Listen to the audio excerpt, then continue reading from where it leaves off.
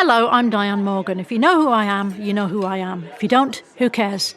I'm here to explain Italian Time, a holiday phenomenon where Italians throw away their clocks and gather for eternity with San Pellegrino. I've been at this party so long that I've eaten 5 courses, hugged someone's grandma twice, and been offered a job in the family restaurant. So this holiday season, make sure to bring enough San Pellegrino to last you through the meal, the after meal, and the entire goodbye ritual. San Pellegrino, holiday on Italian Time. Every who down in Who Newville liked the holidays a ton. But where to get great prices on gifts, they had no idea. None. They searched and they searched for great gifts under $25. Gifts for spouses and friends and even their toddlers. When suddenly one who shouted, Walmart has what you want, knowing they have Lego, Tree Hut, and low prices to flaunt. So they enjoy the holiday season as who's often do. Cheering and shouting, Walmart has incredible gifts. Who knew? Find gifts they'll love under $25 at Walmart. Oh, Hilton stay, your beds are soft and cozy. No lumpy couch, no stiff futon, no shower line at crack of dawn. Oh, Hilton stay. When you want holiday comfort you can count on, it matters where you stay. Enjoy comfortable rooms and friendly service when you stay with Hilton instead. Save up to 25% this season when you book with Hilton. Hilton for the stay. Terms apply. Well, hello. This week, the Wrong Station is partnering with the Gentleman from Hell. An entire town vanished. No warning, no trace, just silence. The Gentleman from Hell follows 3 private detectives as they investigate the mystery of Cold Sparrow, a town that's entire population disappeared without a trace over 20 years ago. Together, the detectives seek to unravel the town's mysteries and to find the enigmatic Benjamin Veers, eccentric billionaire who resided in the once picturesque town. If you like dark mysteries, weird fiction, all told with great voice acting and immersive sound design, The Gentleman from Hell might just be for you. We've got the first episode for you here, and if you enjoy, you can find more on iTunes, Spotify, or wherever you get your podcasts. You can also learn more about the show and the team's other projects at Maltopia.com. That's MAELTOPIA.com. Please enjoy. And thank you for supporting both shows.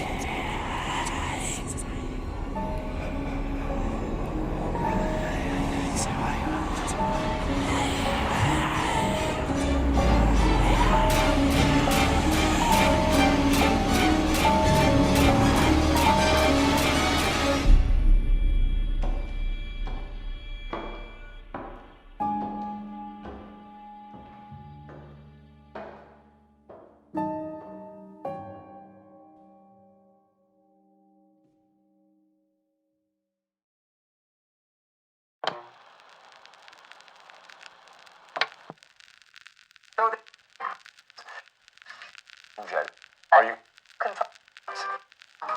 Decide.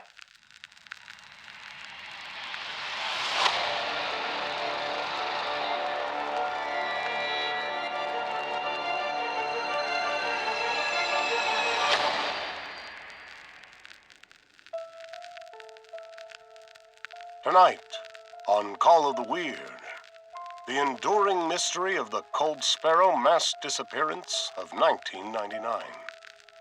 In a bizarre and chilling case that has perplexed authorities and experts for over 2 decades, the small country town of Cold Sparrow experienced one of the largest mass disappearances in modern history, leaving behind only unanswered questions and a lingering sense of unease. Cold Sparrow, once a quiet and unassuming town, found itself at the center of global attention 24 years ago, when every single one of its inhabitants vanished without a trace. Among them was its most conspicuous resident, billionaire Benjamin Veers, known for his eccentricities and reclusive lifestyle. The disappearance of Veers, along with the entire population, turned Cold Sparrow from a mere speck on the map to the subject of one of the most baffling mysteries the world has ever seen. Despite extensive investigations, the authorities remain as baffled today as they were on the day the town's population disappeared. Over the years, theories have ranged from cult activity to mass kidnapping, but none have brought investigators any closer to understanding what happened to the residents of Cold Sparrow. The case, which has seen numerous leads and tips over the years, none of which have panned out, continues to be a source of speculation and intrigue. Experts in various fields have tried to piece together the puzzle, but the lack of evidence and the sheer implausibility of the situation have left even the most seasoned detectives and researchers at a loss. As the years have passed, the story of Cold Sparrow has become something of a legend, a modern-day mystery that challenges our understanding of what is possible. The disappearance of an entire town, especially one with a figure as enigmatic as Benjamin Veers, remains a haunting reminder of the limits of our knowledge and the enduring power of the unknown.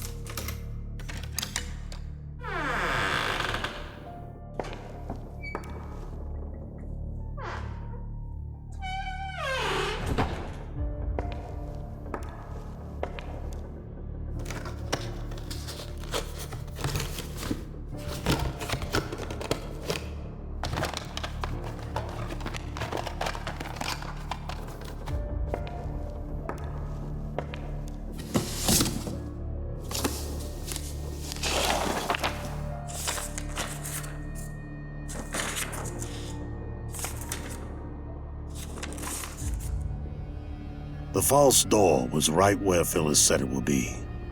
The vault it revealed was massive, filled with all sorts of books, cassettes, journals, even what looked like some sketchbooks. This was exactly the motherlode we were looking for. We traveled a long road to get here, the Veers mansion. Between this moment and the start of the whole thing were a ton of false starts and dead ends, but we'd soldiered through it all. Primarily because the money was good and the story was compelling, which for me is a prerequisite for taking a job. It's hard to pay attention to details when the story's a snoozer. And I was getting up in age, so I needed to keep things interesting. When I sorted through the spoils, I couldn't help but side-eye the surroundings. The place had been abandoned for a while, but not long enough to take a look of a right and proper haunted mansion. And mansion was an understatement for the place, which was more on the order of a castle than anything else. Yet, even though the aesthetic wasn't sufficiently morose to compel a belief in ghosts, there was something to the sprawl of the interior. Behind it, maybe. That despite its size, it was keeping a secret even bigger than itself.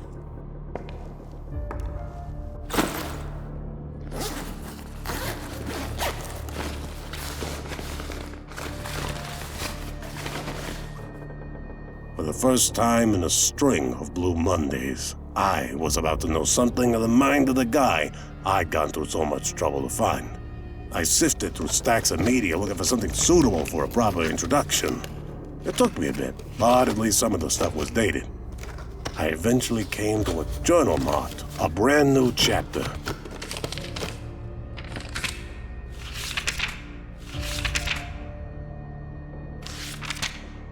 According to the date, it should have been written around the same time Ben inherited his father's wealth, which was a blind spot I was looking to clear up, so perfect place to start. Diary entry 1, the first of any consequence.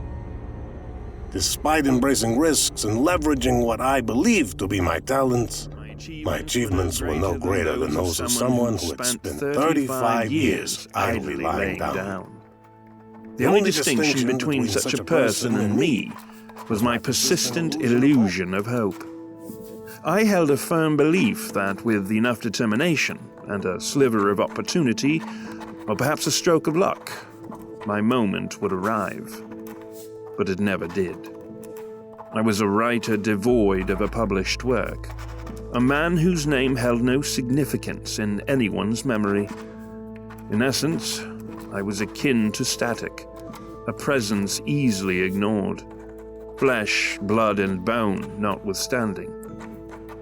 35 years of life had passed, my endeavors barely rippling the waters, followed by the undisturbed calm of seas never ventured upon.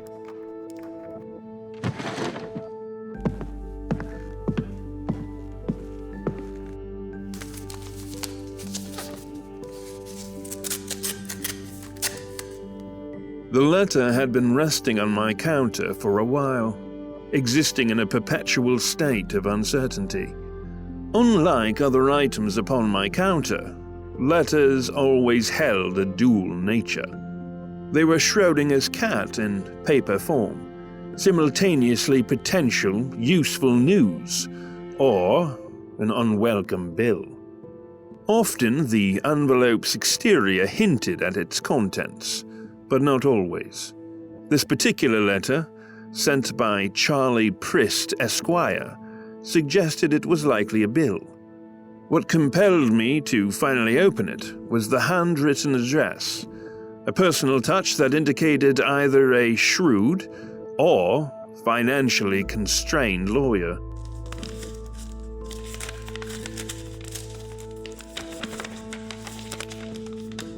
Having read the letter, I realized that not only was Schrodinger's cat alive and well, it was also bearing gifts. The letter read, "Dear Benjamin, I hope this letter finds you in good health and high spirits. I am reaching out to you today to convey some news that might come as a surprise, given the circumstances of your family history. Please allow me to share this information with sensitivity and understanding for the complex emotions it may evoke. Regrettably, I must inform you that your father, Edward, passed away recently. It seems time has a way of moving forward unceasingly, sometimes bringing with it a change that we could neither foresee nor prepare for. In the wake of his passing, there is a silver lining that connects you to a part of his legacy. Your father has amassed a considerable fortune over his lifetime, and he has named you as the sole beneficiary to his estate. This news might bring forth a whirlwind of emotions.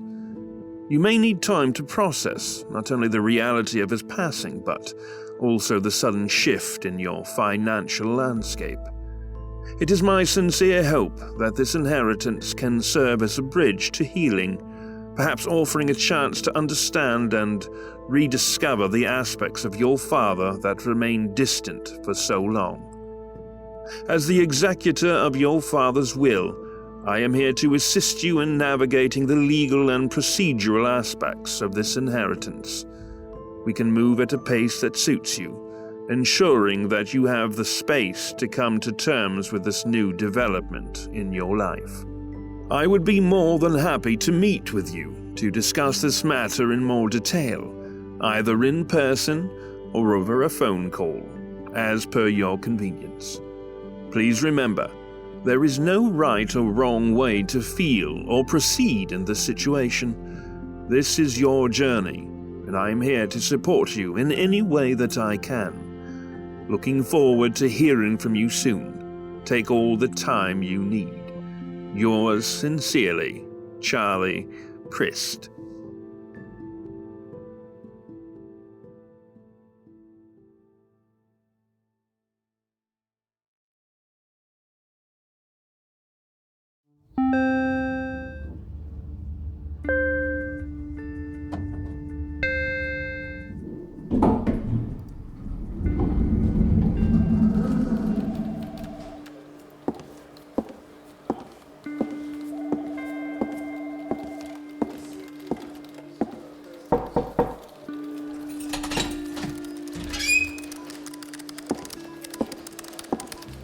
Hello, sir.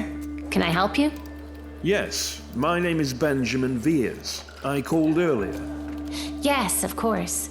Please head right through that door. Mr. Prist is waiting for you. Thank you very much.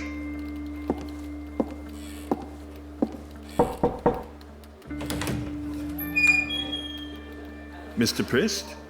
I'm Benjamin Veers. We spoke on the phone? Well, hello, Benjamin. Please come right in and take a seat, won't you? Thank you very much. Please, call me Charlie. You know, I hope you don't mind me saying, but you look just like your father, right down to the stubble and spectacles. I don't mind at all, because I can't say if that's a good or bad observation. You see, I didn't really know the man, to be quite honest. Well, to be equally honest, I didn't even know the old so-and-so had a son, so we're even. So, what are the formalities in a situation like this? Just some signatures, here and there. Well, that seems easy enough. There are a few things, though. Just stipulations that are odd, but by no means troublesome. Considering. Considering? Considering, after this, you're damn near the richest man in the county, if not the state. Your father was a bit of a, eccentric, I guess. He wanted to make sure you stayed in a house. You know, lived where he lived. He insisted upon it in several places throughout the will. Well, there's no problems there. I fully intend on moving into the house.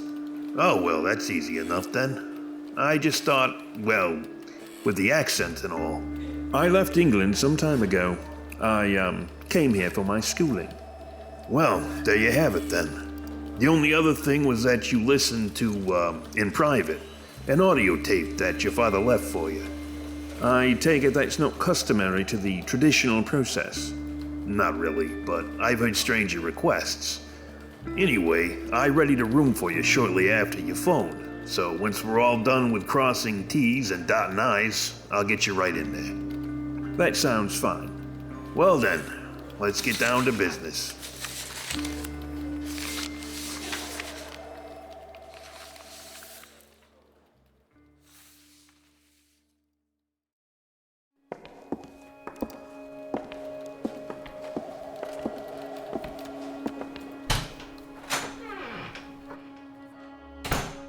After you turn the player on, you can have a seat right over there on the couch.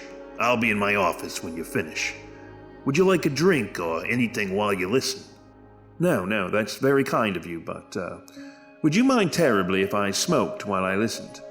Not at all, sir. Smoking myself. That's why all the fire detectors have expired batteries. Well, I'll see you shortly then. Yes, sir.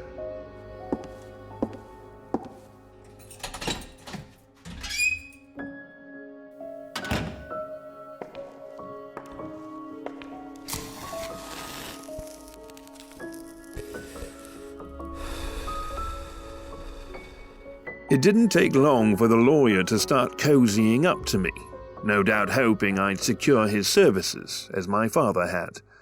But to be quite honest, I was as ignorant of legal formalities as I was of opulence. But I suppose I'd learn my way about both, in time. There was an ominous quality to the moment, waiting to hear my father's voice for the first time.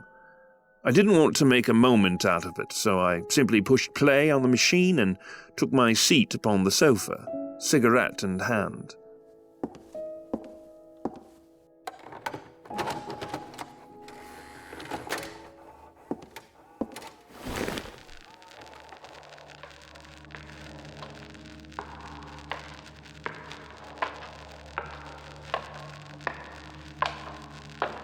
My son, you have every right to your apathy and/or dislike of me, and the fortune I am bequeathing to you.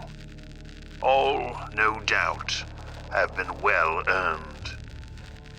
You should be aware that, while you know nothing of me, I have been watching you. I am aware of your trials. It has pained me to leave you to them, unfortified by the good fortune I have known my entire life. But I believe wealth is no healthy means by which to come into the world. I speak from experience, certainly. No good has come from my fortune. Only the cloistered obsessions of the idle rich, the doldrums of a will unchallenged. But you, my boy, you have vision, and the will to see it done. And now you have the means. There are no more limitations, Benjamin, save this. You must stay in the house for at least 1 year. There are secrets you must learn, so that, in time, you will understand. As I listened to the voice of my dead father, I began to feel strange, mildly dizzy. And there was something else too, in the background of the recording. A murmuring, even a chanting, barely perceptible. I assumed it to be an artifact of vintage technology. But, on this point, we share an experience, a clinical desire to understand it all, if only to dispel the dread of not knowing. Your most recent manuscript, beneath it all, a search for answers, reads as if a page torn from my very mind, though after inspecting it, I can see that your mind is by far the keener between us. Still, I can see that my obsessions have become you as well. But perhaps, unlike myself, you will acquire some peace with them by satisfying them once and for all. This, my lost son, is my gift to you, the possibility of final clarity. I wish you well on the rest of your journey, for if you are listening to this, mine has at last come to an end. Farewell, Benjamin. Perhaps we will meet again in a world more welcoming than this one.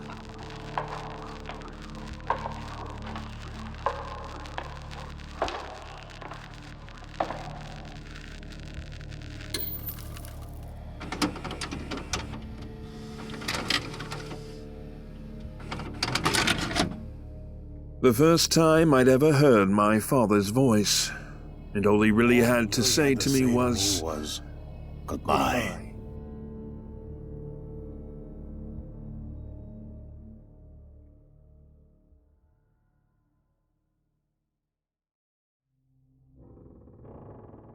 You gonna keep me in suspense, or you gonna tell me what you found? About a metric ton of Ben's personal journals, all sorts of cassettes and whatnot. Just what Phyllis said they'd be. Going through all this stuff's gonna take forever. How's the city look? You know, you seen one ghost town, you seen them all. Though, the place does look pretty good for being abandoned as long as it has. By the way, I found the spot where the FBI set up shop while they collected evidence. Probably been gone through by every thrill seeker and legend tripper within 100 miles of here. I doubt there's anything left to find. Yeah, but it doesn't hurt to check. You never know.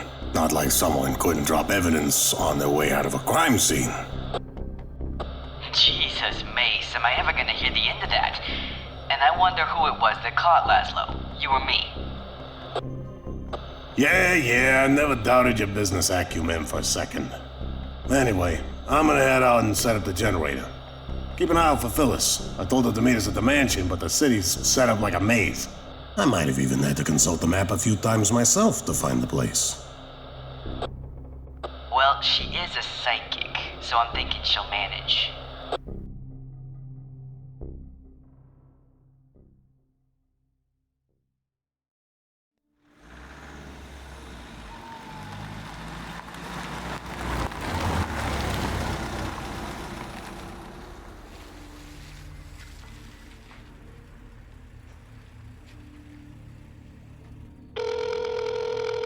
Come on, pick up. Pick up.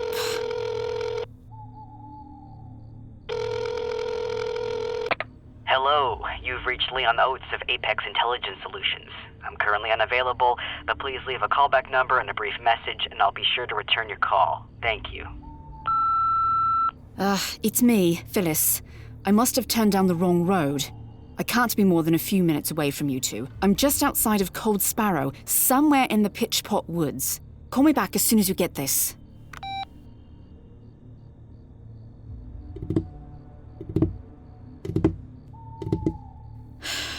I don't care if I quit. If I'm going to be lost in the woods, I'm at least going to have a cigarette.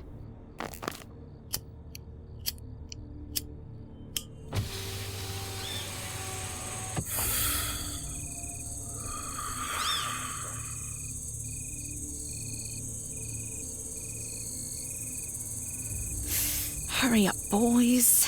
Call me back, won't you?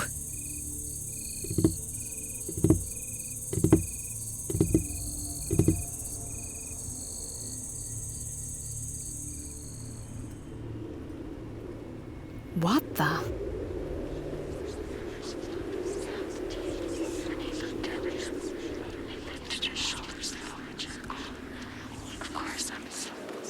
Is someone out there?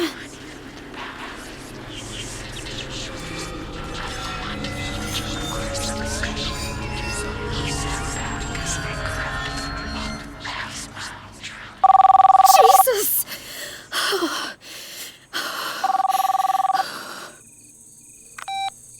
Hey, Phyllis. Called you as soon as I got the message. Reception is garbage out here. So I'm realizing that, and once you turn on to Pitchpoint Drive, there's no online maps of these other roads. Thus, I'm afraid I have no idea where I am. Don't sweat it, Phil. I'll find you soon enough. And is that a cig I hear you puffing on? I thought you'd quit. I'm very particular about how I choose to quit things. Now, please, just hurry up and come get me, won't you? Sure thing. Be there in a... Leon? Damn lousy service. Phyllis, my dear, I've a feeling you're not going to enjoy this one.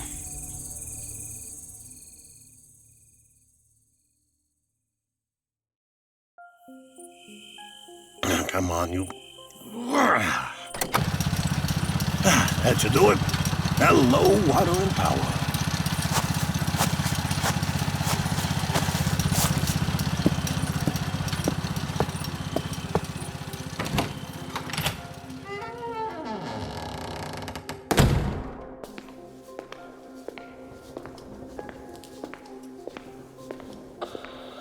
Phyllis got herself lost in the woods. Apparently zigged when she should have zagged. Headed out to bring her in now. So much for being psychic. I got the journey up and running, so I'll be inside when you get back. Sure thing. Be back in just a few.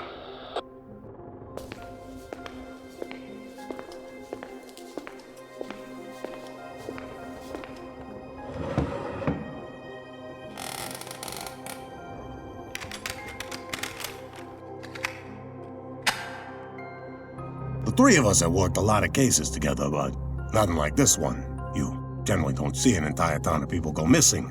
Not since the lost colony of Roanoke, at any rate.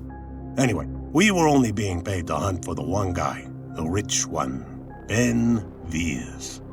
And after the snippet I'd read from one of his hidden journals, it was about time I heard the guy's actual voice. The mini-cassettes were in no particular order, so I just swiped the first one that caught my eye. It was titled Existential Obsessive. Loneliness is the inordinate sum of absences one experiences as an outlier. The loss of faith, trust, camaraderie, or even truth. I am alone because I cannot make peace with my own ignorance. The ignorance that all of us must reckon and eventually yield to. I have not because I cannot. My stubbornness is inscribed upon my very genes, or so current science would have us all believe. Disorder, they say. I need to know more than anyone could, or probably should for that matter. One medicine after the next, and still that yawning vacancy. I must know why. Where do we come from? Why are we even here? Where will we go when the sun ceases to rise? Is there a heaven? Or, God forbid, a hell?